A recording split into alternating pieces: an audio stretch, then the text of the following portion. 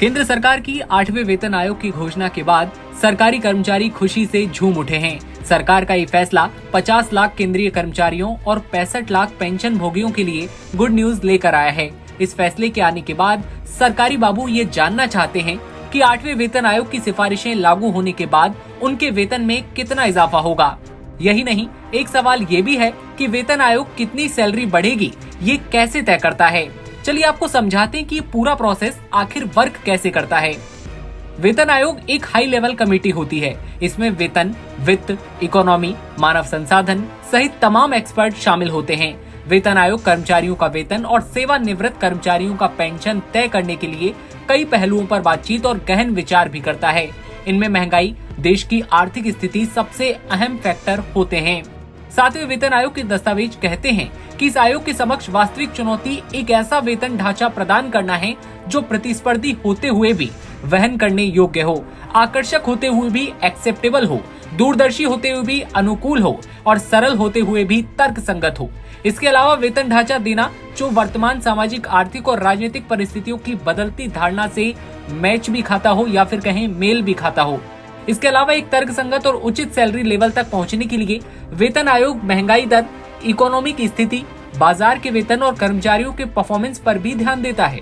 वेतन आयोग तनख्वाह बढ़ाने के अलावा पेंशन, भत्ते, काम की परिस्थितियों में सुधार, कर्मचारियों के लिए ट्रेनिंग की भी सिफारिशें करता है।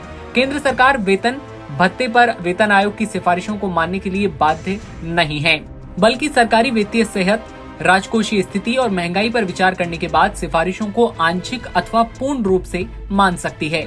अब सवाल ये कि इस बार कितनी बढ़ोतरी की कर्मचारी उम्मीद करें। बता दें कि 7वें वेतन आयोग की सिफारिशों के बाद अधिकतम सैलरी 2.5 लाख और अधिकतम पेंशन 1.25 लाख रुपए तक पहुंच गई। अब बात करते हैं 8वें वेतन आयोग की।